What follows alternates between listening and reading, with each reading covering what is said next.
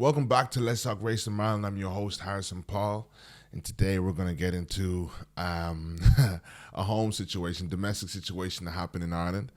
Of course, we touch a lot of topics, global topics, and I think that's important for us to derive inspiration and understanding using topics around the world. But it's positive that today we get to discuss and have a little conversation based on something that happened at home. Now, there were riots that took place in Ireland, or not riots, sorry, a protest, peaceful protest that took place in my hometown, my actual hometown, Selbridge last night, Kildare, actually right outside my house where I used to live, outside the housing estate. So basically, allegedly, there was 3 Romanians who raped, sorry, I don't know if we can use that term, but sexually assaulted a 7-year-old girl. And these people, Irish natives, decided that, a brave act would be to go out there and protest on behalf of this 7-year-old girl. Because migrants are the only people who commit crimes and these type of things. So that's definitely the best thing to do, to make a statement and to be heroes of the day.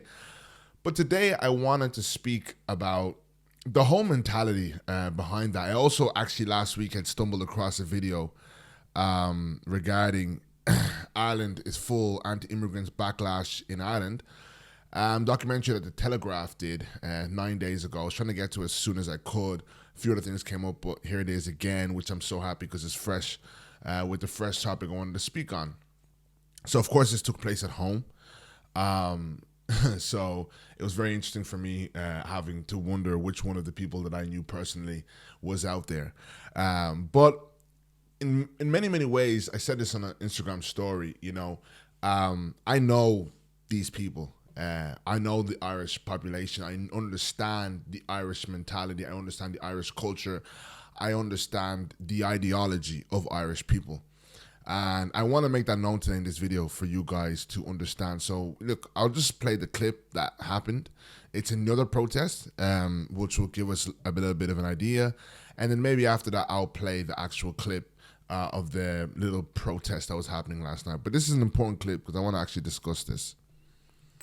But the Irish and the long-term homeless here from all over the world are living and sleeping in the streets. The council come and take their tents and burn their goods or dump them. And these people are on a housing list 20 and 30 years. But if you come in here off a plane with no passport, you're safe. It's just not right. So there. And to anyone listening to this, call me what the hell you like. Little do I care. Thank you. Some people have described marches like this as far right. Are you far right? No, I am a concerned father. I have 3 children. I have 2 daughters and I have a son, 11, 9 and 7. That's why I'm here. Listen, the mainstream media don't report on what goes on really in these areas. There's kids being abducted, there's kids being assaulted, there's kids being raped, there's women being raped, and the mainstream media will not report on it. Now, I'm just going to play that small clip. You guys can go and watch it. It's a really good clip. But, the idea that, and I'll just state this before we move on to the other clip, just give you guys some context to what happened last night.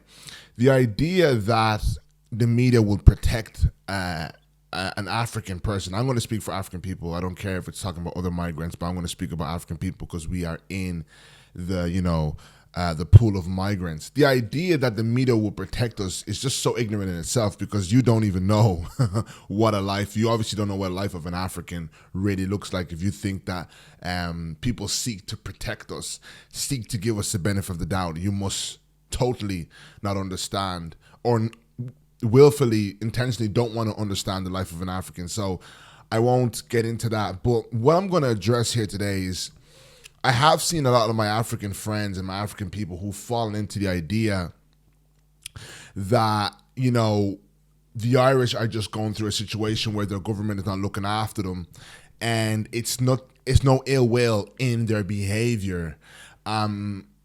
And I've had to correct some Africans on that and remind them. And it's funny because when I remind them, I think I've had a few phone calls. When I remind them, they're like, oh, yeah, you're right. You know, it's just a testament to the African condition is that we, for survival mode, we've had to give the African the benefit of the doubt. Rather, the Irish, the white people, the benefit of the doubt. It's survival mode. And I can understand because the life that I live now, it's a very exiled type of life, right? So if you're going to make a decision to be exiled, it's not an easy life. So in order to get on and get by, you don't nitpick. And I believe thoroughly, unfortunately, because of the state of the world in terms of, you know, our relationship with African people, and we all know that's a historical relationship. I don't think it's a relationship that we can afford, or it's responsible for us not to nitpick. And when I say nitpick, really, in reality, it's not even nitpick. They're actually big telltale signs. But like I said, and I said this to a sister on the phone the other day, they've banked on us having thick skin. They've banked on us having low standards. What do I mean when I say that?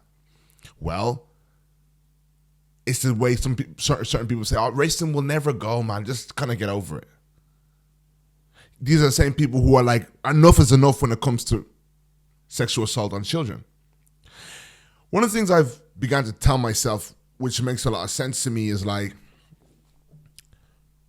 we need to look at racism the same way we look at sexual assault on children. It is unacceptable. And because I look at it like that, I'm not a crazy person. The standards for these situations have dropped because you depend on the people who are oppressed to have thick skin. Listen, we're no longer enslaving you anymore. You're doing great. Since when can the humanity of a person be something that one should be patient about? Since when should we not rush to the scene of a child who's being, this is what you claim you're doing, who's being assaulted? There's certain things we understand in life that we cannot wait for them to escalate. We cannot wait for them to get better. We must act on them as soon as possible. This is the same society that would tell us that they are anti-racist. What does anti-racist mean? What does it mean to be not racist? And what does anti-racist mean? Do we really live in an anti-racist society? I know we live in an anti-pedophile society. And whenever we snuff one out, we are totally unhappy. I wrote in my book and I said, you know, one of the things, and it will come out one day, one of the things that I learned where you learn as a black person, your importance, is watching and getting to understand the Leonardo DiCaprio-esque acting that white society will put towards racism. That it's something that, keeps them up at night with frustration. But really, when you look at it closely, you know that it's not something that really bothers them. They have to try and make themselves bother to seem like a good human being. And when over time you begin to understand that really it's not a big problem to them. Now, why does this matter? We're not asking people to stop being racist. It matters because we have an unbalanced society in many ways, and we are not in any urgency to fix it. And then when the people who should be taking responsibility over their own lives, which is us as black people, we are then guilt-tripped into coming across as too radical. But I don't want to sit around feeling sorry for myself that systems are the way they are, that ideologies in the West are the way they are. I want to bring urgency into the matter. And that urgency is too much for you. And now my African people have internalized your lack of urgency, which is obviously plagued by your guilt or affected, inspired by your guilt. So of course you're not going to be urgent about it. Your uncle's racist. You had some thoughts, you maybe thought, that could be a racist ideology. You've been around circles where people have made racist comments. But look, it's no harm. I didn't kill anybody. I didn't shoot anybody. And then that is the standard that comes for the African. Living. Basic human rights is what we are been reduced to have to rejoice in. Check this out, guys. We're going to get good. I keep going today, and just stick with me because this is going to be a good episode. Right, check this out. When I was thinking about, and I'm going to put the images on the screen for you to see. They're in black and white, so you can't really see what was happening last night. But I just want to show the images because I told you that I would show the images.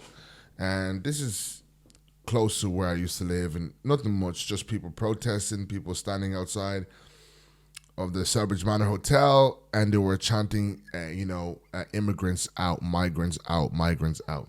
Get them out, or you're traitors, different stuff like that. Now,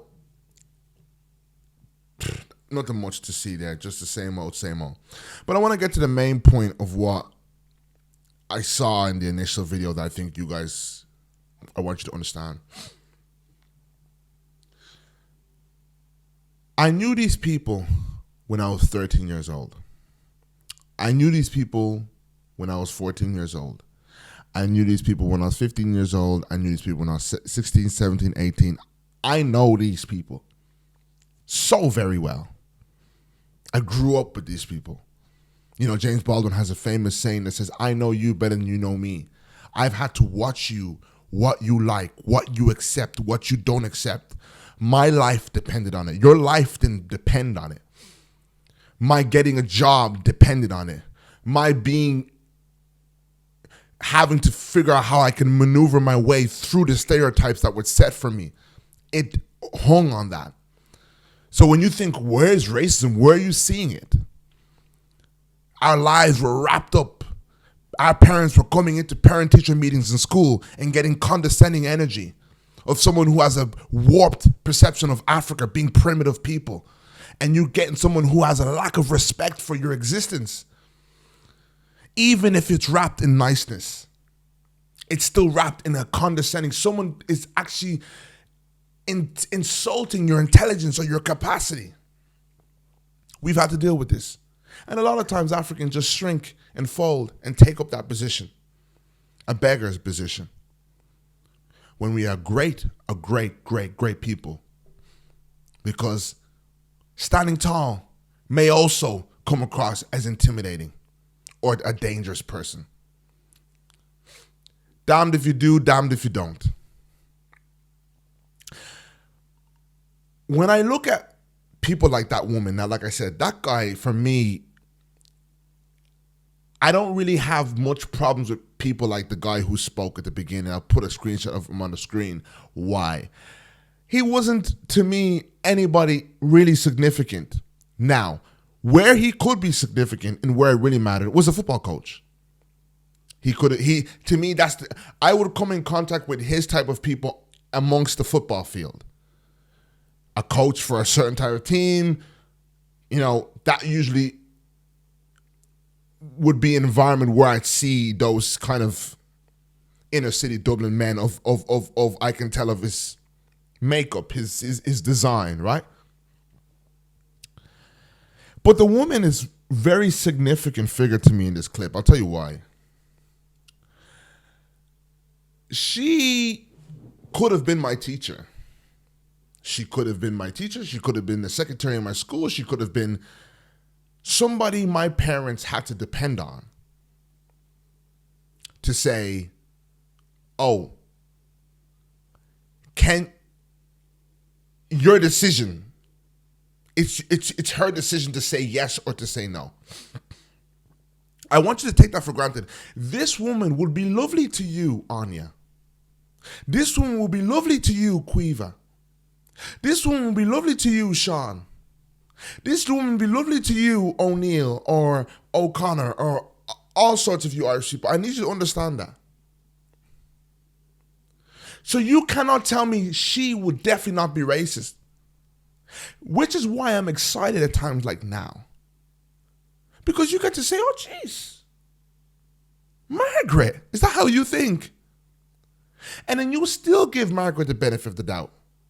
Because you think, oh, maybe this is just a situation at hand. Margaret is upset with governments and not funding means no harm.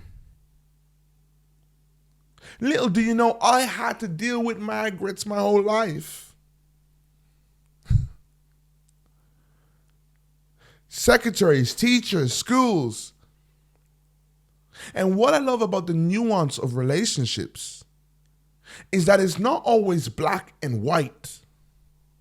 We all know nuance. Think of how nuanced your relationship is with your boss. Think of how nuanced it is with a parent teacher and a teacher. Think of how nuanced all these relationships are that we hold day to day.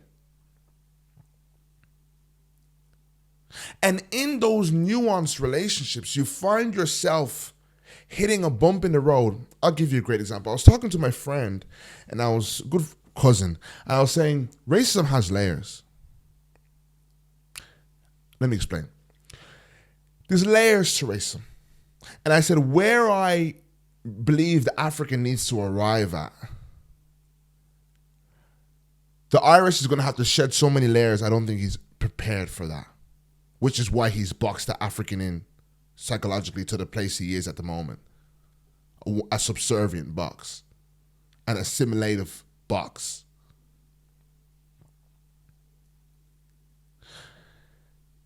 One layer an Irish person may be void of. Brilliant. You don't say the N-word. Wonderful. Another layer an Irish may be void of.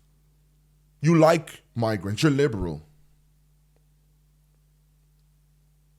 But there are so many layers, and I'll give you an example. You've been indoctrinated with chokra ads since we've all been growing up. What you don't realize is that the leaders of your country purposefully and willfully had those commercials run because they understood that where we get the mineral to power the lights in our country, uranium, the European Union is siphoning that from Africa. In that same place in Nigeria where we get those minerals, they can't even afford to light their own. You have been told then it's because the African is corrupt. Here's another layer to that. So now when the African comes here, you think you're doing him a favor because he can't help himself. He's from a sorry people who can't help themselves. So psychologically, subconsciously, without you understanding, you have harbored an ideology that you were indoctrinated in.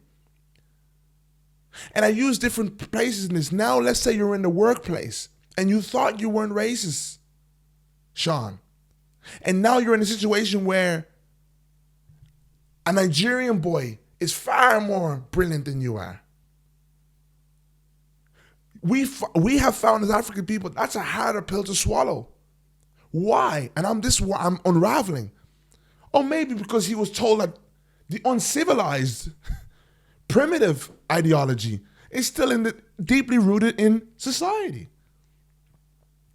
You can be nice and want to help this primitive people who can't even speak English.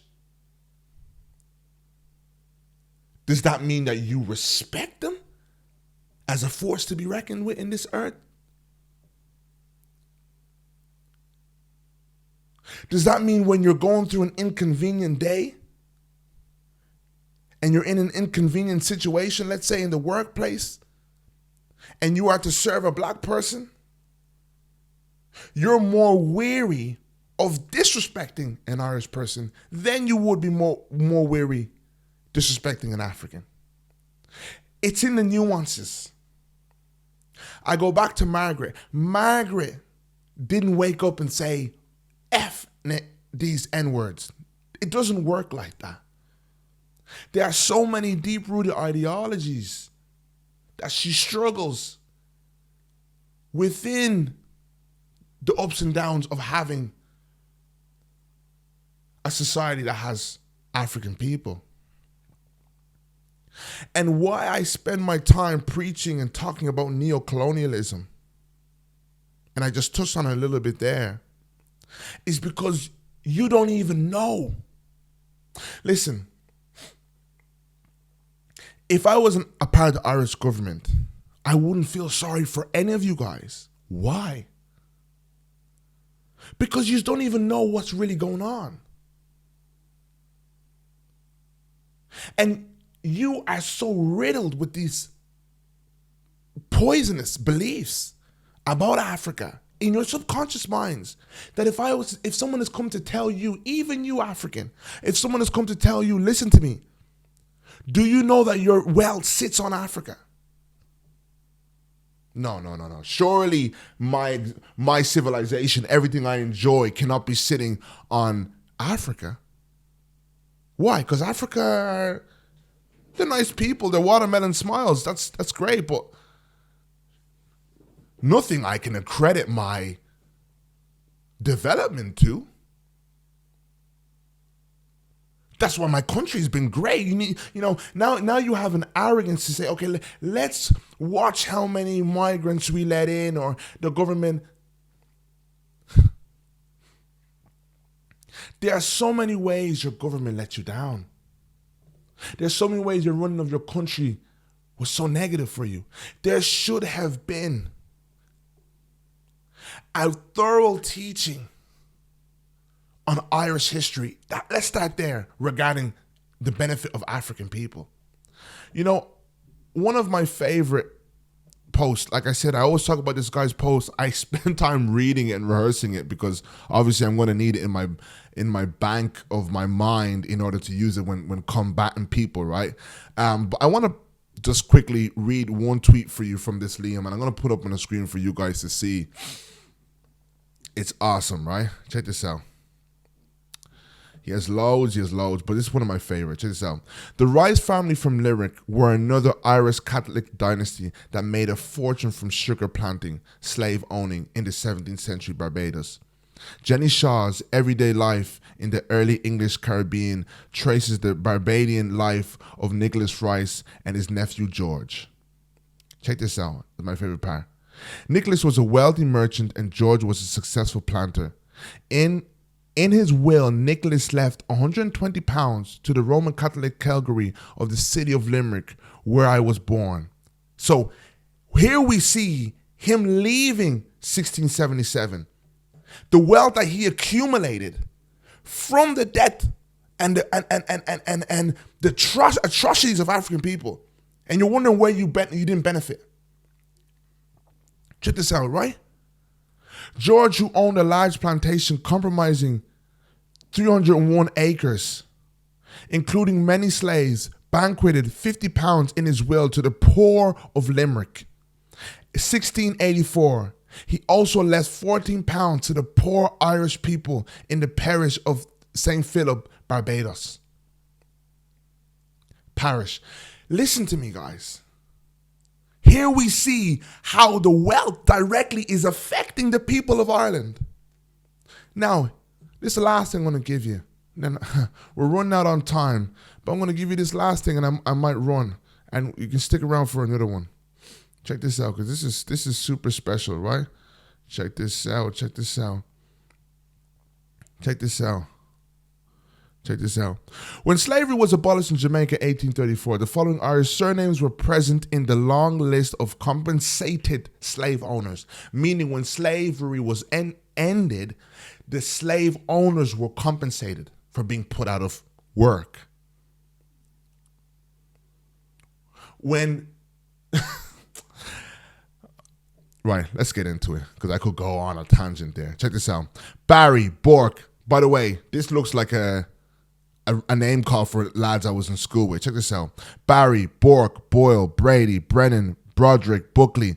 No, that one. Burke, Brian, Carey, Carroll, Codd, Coleman, Collins, Conway, Corbett, Costello, Cohen, Carrington, Crowley, Cummings, Curran, Dalton, Daly, Delaney, Devaney, Devoy, Dillon, Duran, Downs, Doyle, Duggan, Dunn, Dunphy, Egan, Farrell, Fannell, Fennel, Fenton, Fergus, Finn, Fitzgerald, Fitzhenry, Fogarty, Foley, Garvey, Gaynor, Jerry, I don't even know, Jerry, Gogan, I don't even know, Jill, Gilmore, Grace. I'm getting these names wrong. I'm going to put them on the screen because it's a long list. Right? Now you tell me that all of that, these men did not enhance the cities they were from. You now, where you're watching this, you get good, a lot of money. You hit the jackpot. You're not going to enhance at least the city you were raised in. You're not going to be involved in business, in any sort of building of infrastructure, at least in the town you're raised from, due to that. Let's not mention government. Let's not mention that. There's long information here where government was involved, loads of things. So when we start there, then we go on to the European Union. That's what the stuff I talk about. European Union, IMF, World Trade, World Bank, UN, European Union, EU. The benefits. And then you are sitting here, Mr. Irishman, Mrs. Irishwoman, have your nose up about, yeah, maybe, you know what, maybe the government has been tough on them. You have zero understanding about what colonization was, about what neocolonialism was, about what all these things were. All you have is this faulty ideology of your indentured servitude that you have equated to chattel slavery. You know, now that I'm awake, and I'll end here, it frustrates me to think Africans were one of the first people to migrate, and we look in 96 when the Celtic Tiger period was really booming. You guys were getting benefits for bringing in migrants. But regardless of that, there's minerals you guys benefit from. Cobalt, coltan, diamonds, chocolate, cocoa. Literally loads of things. And kids are dying, taking those things out of the mine so you guys can enjoy them and scroll on your phones and go on planes.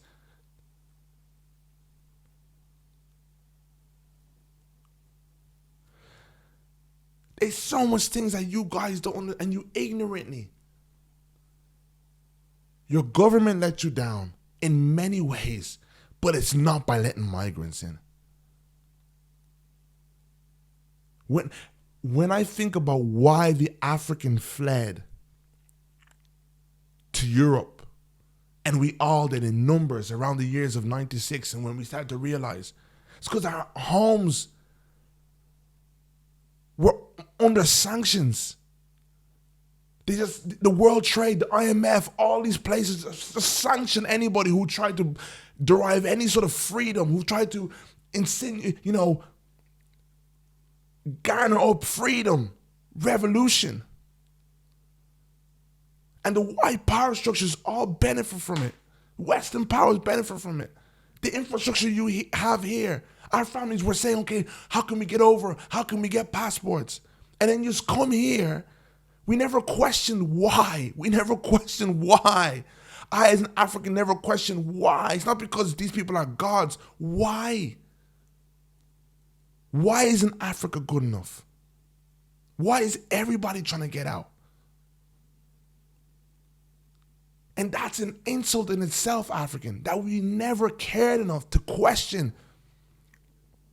Anybody who believes it's because we have faulty leadership, that is entry-based gossip and rhetoric. That is just untrue. If you believe Donald Trump or the likes of Donald or the likes of any idiot that's ever ruled an European country is equivalent, could be worse than what runs Africa and is the reason why Africa is the way it is, here's where that's false. It would make sense If there was a time where Africa had got up on its feet, maybe overdosed on the spoils that we have, and then hit rock bottom again. But has it never occurred to you that from independence, there's not been one time where you have seen a time where we are on our feet? This is why independence was important in the first place. They needed a way to figure out how they were going to keep taking money from Africa and avoid fighting back at the resistance movements for oppression.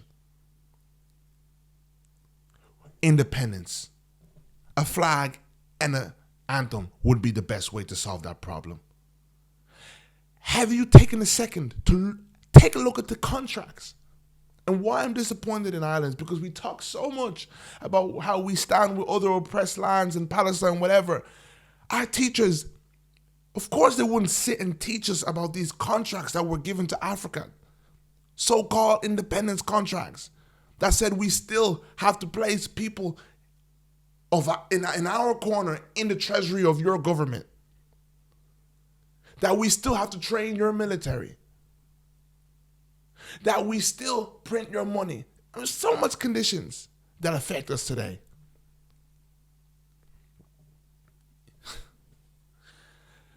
Listen, Ireland, you have been failed from a lack of information, not a migrant coming in the door. These next few years are going to be a very difficult time for you because you're going to start now reaping the consequences of years of pillaging. And you're going to be wondering, why is this taking place? You should be more concerned about who did we ill-treat. But Africans, I expect you to stand tall and understand these facts and combat them. And know you do not have to ask to be anywhere that you have built. Thank you so much for watching. And I'm on a mission for you.